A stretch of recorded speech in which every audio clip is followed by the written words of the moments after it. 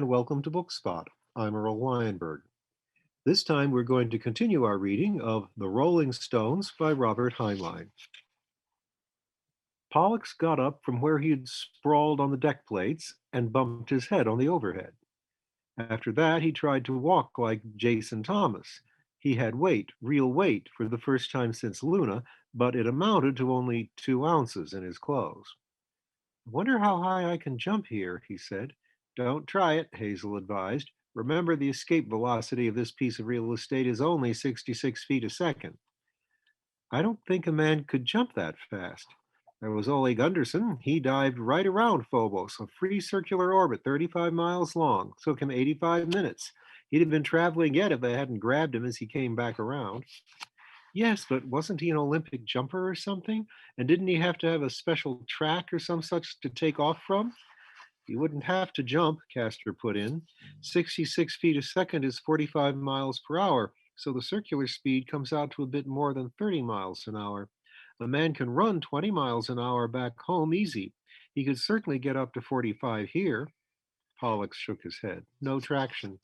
Special spiked shoes, and maybe a tangent launching ramp for the last 100 yards. Then whoosh, off the end, and you're gone for good. Okay, you try it, Grandpa. I'll wave goodbye to you. Roger Stone whistled loudly. Quiet, please. If you armchair athletes are quite through, I have an announcement to make. Do we go groundside now, Dad? Not if you don't quit interrupting me. I'm going over to the War God. Anyone who wants to come along or wishes to take a stroll outside may do so, just as long as you settle the custody of Buster among you. Wear your boots. I understand they have steel strip walkways for the benefit of transients. Pollux was the first one suited up and into the lock, where he was surprised to find the rope ladder still rolled up. He wondered about Jason Thomas and decided that he must have jumped. 100-odd feet of drop wouldn't hurt a man's arches here. But when he opened the outer walk, he discovered that it was quite practical to walk straight down the side of the ship like a fly on a wall.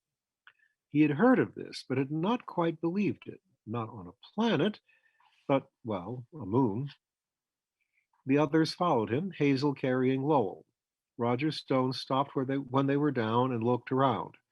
I could have sworn, he said with a puzzled air, that I spotted the war god not very far east of us just before we landed. There is something sticking up over there, Castor said, pointing north. The object was a round domed swelling up above the extremely near horizon, a horizon only 200 yards away for Castor's height of eye. The dome looked enormous, but it grew rapidly smaller as they approached it and finally got it entirely above the horizon. The sharp curvature of the little globe played tricks on them. It was so small that it was possible to see that it was curved, but the habit of thinking of anything over the horizon as distant still stayed with them. Before they reached the dome, they encountered one of the steel walking strips running across their path, and on it was a man. He was spacesuited as they were and was carrying with ease a large coil of steel line and a hand-powered winch and a ground anchor with big horns. Roger Stone stopped him. Excuse me, friend, could you tell me the way to the RS War God, berths 32 and 3, I believe she is? Off east there. Just follow this strip about 5 miles, you'll raise her. Say, are you from the Rolling Stone? Yes, sir, I'm her master. My name's Stone, too. Glad to know you, Captain. I'm just on my way out to respot your ship. You'll find her in berth 13 west of here when you come back. The twins looked curiously at the equipment he was carrying.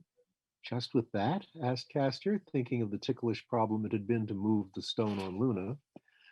Did you leave your gyros running? Asked the port jockey. Yes, answered Captain Stone. I won't have any trouble. See you around. He headed out to the ship. The family party turned east along the strip. The traction afforded by their boot magnets against steel made walking much easier. Hazel put Lowell down and let him run. They were walking toward Mars, a great arc of which filled much of the eastern horizon. The planet rose appreciably as they progressed. Like Earth in the lunar sky, Mars never rose nor set from any particular point of the satellite's surface, but they were moving over the curve of Phobos so rapidly that their own walking made it rise. About a mile farther along, Meade spotted the bow of the war god silhouetted against the orange-red face of Mars. They hurried, but it was another 3 miles before they had her in sight down to her fins. At last they reached her, to find a temporary barrier of lines and posts around her and signs prominently displayed. Warning, quarantine. No entrance by order of Phobos Port Authority. I can't read it, said Hazel. Roger Stone pondered. The rest of you stay here or go for a walk, whatever you please. I'm going in. Mind you stay off the field proper. Shucks, answered Hazel. There's plenty of time to see a ship coming in and run for it, the way they float in here. That's all the residents do, but don't you want me to come in with the boys? No, it's my pitching. He left them at the barrier, went toward the liner. They waited. Hazel passed the time by making a throat lozenge from her gun and taking a throat lozenge from her gun and passing it in through her mouth valve. She gave one to Lowell. Presently they saw Roger walk up the side of the ship to a viewport. He stayed there quite a while, then walked down again. When he got back to them, his face was stormy. Hazel said, No go, I take it. None at all.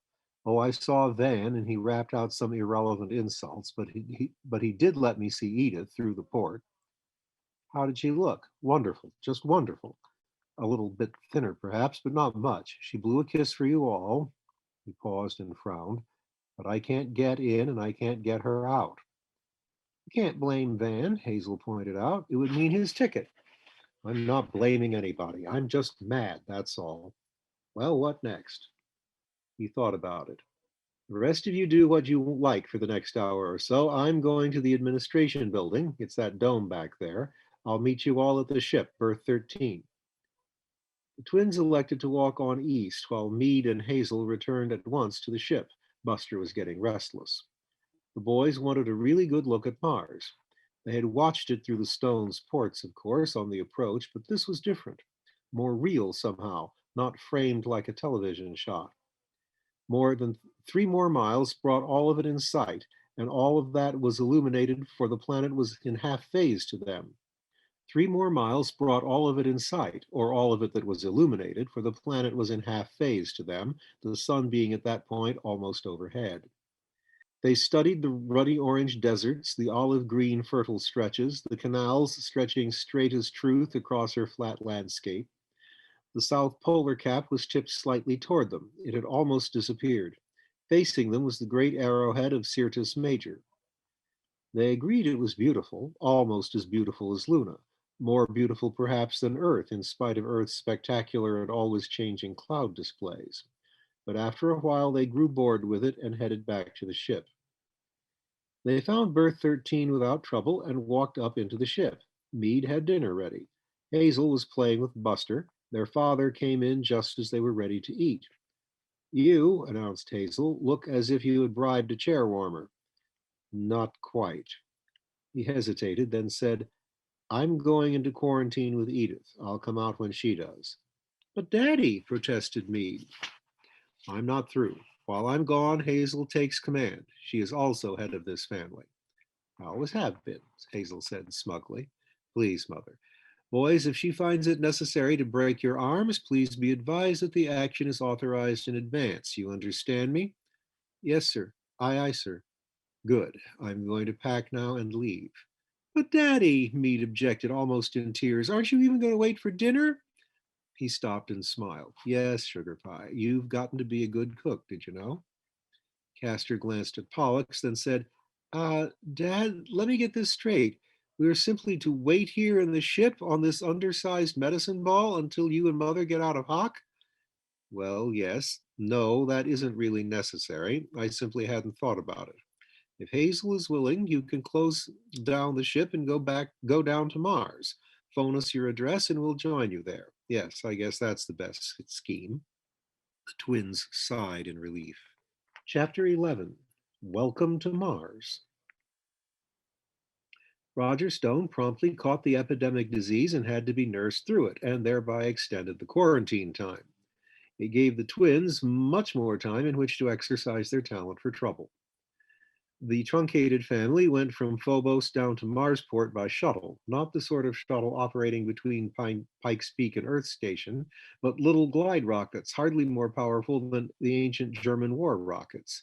Mars's circular orbit speed was only a trifle over 2 miles per second. Nevertheless, the fares were high, and so were freight charges. The twins had unloaded their cargo, moved it to the freight lots between the customs shed and the administration building, and arranged for it to follow them down, all before they boarded the shuttles. They had been horrified when they were presented with the bill, payable in advance. It had come to more than the amount they had paid their father for the added ship's costs of boosting the cycles all the way to Mars. Castor was still computing their costs and possible profits as the 5 stones were strapping down for the trip down to Marsport. Paul, he fretted, we'd better get a darn sight good price for those bikes. We will, Grandpa, we will. They're good bikes. The shuttle swooped to a landing on the Grand Canal and was towed into a slip, docking gently the while. The twins were glad to climb out. They had never before been in a waterborne vehicle, and it seemed to them as undependable, if not downright dangerous, mode of travel. The little ship was unsealed with a soft sigh, and they were breathing the air of Mars.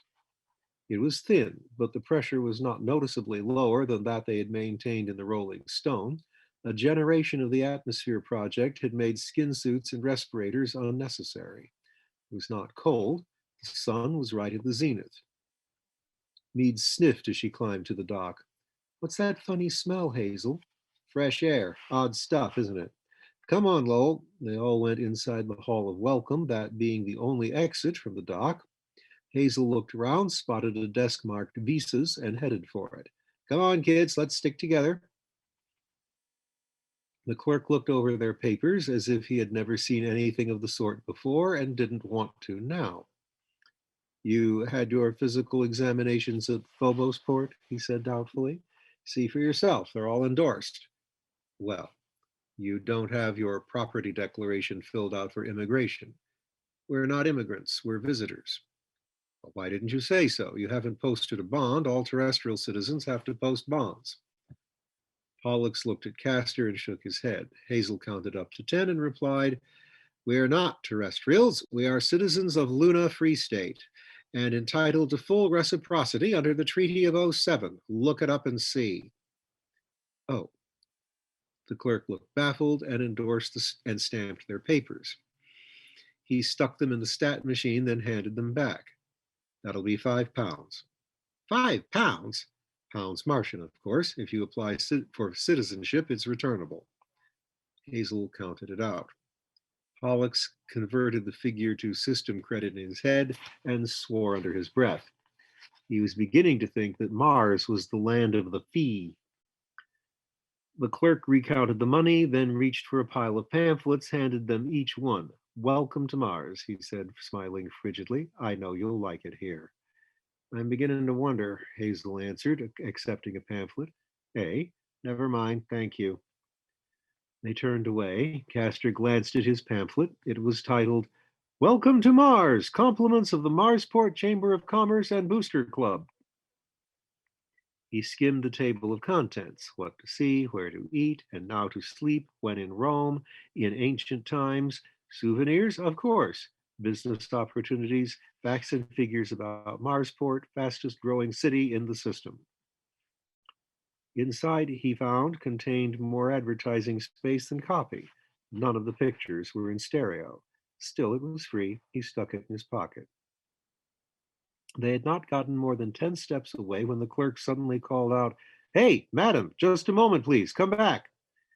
Hazel turned around and advanced on him, her mouth set grimly. What's biting you, bub? He pointed to her holster. That gun, you can't wear that, not in the city limits. I can't, eh? She drew it, opened the charge chamber, and offered it to him with a sudden grin. Have a cough drop? A very pleasant lady at the traveler's aid desk, after determining that they really did not want to rent an ancient Martian tower believed to be at least 1,000,000 years old, but sealed and air-conditioned nevertheless, made out for them a list of housekeeping apartments for rent. Hazel had vetoed going to any of the tourist hotels even for one night after telephoning 3 and getting their rates. They tramped through a large part of the city, searching. There was no public transit system. Many of the inhabitants used powered roller skates. Most of them walked. The city was laid out in an oblong checkerboard with the main streets parallel to the canal. Except for a few remaining pressurized domes in Old Town, the buildings were all one-story prefabricated box-like structures without eaves or windows, all of depressing monotony. The first apartment turned out to be two little stalls in the back of a private home, share refresher with the family. The second was large enough, but was in sniffing range of the large plastics plant. One of its exhalations seemed to be butyl mercaptan, though Hazel insisted it put her more in mind of dead goat. The third, but none of them approached the standard of comfort they had enjoyed on the moon, or even that on the Rolling Stone. Hazel came out of the last one they'd looked at, jumped back suddenly to keep from being run over by a delivery boy pulling a large hand truck, caught her breath, and said, "What'll it be, children? Pitch a tent or go back to the stone?" Pollux protested, "We can't do that. We've got to sell our bicycles." "Shut up, Junior," his brother told him. "Hazel, I thought there was one more. Casa something?" "Casa Manana Apartments, way out south along the canal, and likely no better than the rest." "Okay, troops, mush on." The buildings thinned out, and they saw some of the heliotropic Martian vegetation spreading greedy hands to the sun. Lowell began to complain at the walk. "Carry me, Grandma Hazel." "Nothing doing, pet," she said emphatically. "Your legs are younger than mine." Meade stopped. "My feet hurt too." "Nonsense. This is just a shade over one-third gravity." "Maybe so, but it's twice what it is back home, and we've been in free fall for half a year and more. Is it much further?" "Sissy." The twins' feet hurt too, but they would not admit it. They alternated taking Buster piggyback the rest of the way. Casa Manana turned out to be quite new and, by their suddenly altered standards, acceptable. The walls were of compacted sand, doubled against the bitter night. The roof was of sheet metal sandwich with glass wool core for insulation. It was a long, low building which made Hazel think of chicken coops, but she kept the thought to herself. It had no windows, but there were sufficient glow tubes and passable air ducts. The apartment, which the owner and manager showed to them, consisted of two tiny cubicles, a refresher, and a general room. Hazel looked them over. "Mr. Darby, don't you have something a bit larger?" "Well, yes, ma'am, I do, but I hate to rent larger ones to such a small family with the tourist season just opening up. I'll bring in a cot for the youngster." She explained that two more adults would be coming. He considered this. "You don't know how long the war god will be quarantined?" "Not the slightest." "Then why don't we play that hand after it's dealt? We'll accommodate you somehow. That's a promise." Hazel decided to close the deal. Her feet were killing her. "How much?" $450 a month, four and a quarter if you take a lease for the whole season." At first, Hazel was too surprised to protest. She had not inquired rents on the other places since she had not considered renting them. "Pounds or credits?" she said feebly. "Why, pounds, of course." "See here, I don't want to buy this place. I just want to use it for a while." Mr. Davriel looked hurt. "You needn't do either one, ma'am. With ships arriving every day now, I'll have my pick of tenants. My prices are considered very reasonable. The Property Owners Association has tried to get me to up them, and that's the fact." Hazel dug into her memory to recall how to compare a hotel price with a monthly rental. Add a zero to the daily rate, and that was it. Why, the man must be telling the truth. If the hotel rates she'd gotten were any guide. She shook her head. "I'm just a country girl, Mr. Davriel. How much did this place cost to build?" Again he looked hurt. "We're not looking at it properly, madam. Every so often we have a big load of tourists dumped on us. They stay a while, then they go away, and we have no rent coming in at all. And you'd be surprised how these cold nights nibble away at a house. We can't build the way the Martians did." Hazel gave up. "Is that season discount you mentioned good from now to Venus departure?" "Sorry, ma'am, it has to be the whole season." The next favorable time to shape an orbit for Venus was 96 Earth Standard Days away, 94 Martian days, whereas the whole season ran from the next 15 months, more than half a Martian year, before Earth and Mars would again be in position to permit a minimum fuel orbit. We'll take it by the month. May I borrow your stylus? I don't have that much cash on me. Hazel felt better after dinner. The sun was down, and the night would soon be too bitter for any human not in a heated suit. But inside Casa Manana, it was cozy, even though cramped. Mr. DeVril had an extra charge, only mildly extortionate, had consented to plug in television for them, and Hazel was enjoying for the first time in months one of her own shows. She noted that they had rewritten it in New York as usual, and again as usual, she found the changes no improvement. But she could recognize some of the dialogue and most of the storyline. The Galactic Overlord, he was a baddie, he was. Maybe she should kill him off again. They could try to find a cheaper place tomorrow. At least as long as the show kept up its audience, the family wouldn't have to starve. But she hated to think of Roger's face when he heard what rent he was paying. Mars. All right to visit, maybe, but no place to live. She frowned. The twins were whispering in their own cubicle about some involved financial dealing. Meade was knitting quietly and watching the screen. She caught Hazel's expression. What were you thinking about, grandmother? I know what she's thinking about, announced Lowell. If you do, keep it to yourself. Nothing much, Meade. That pipsqueak clerk. Imagine the nerve of him saying I couldn't pack a gun. And we'll see what else Mars has in store and why maybe you don't want to let Hazel have a gun next time.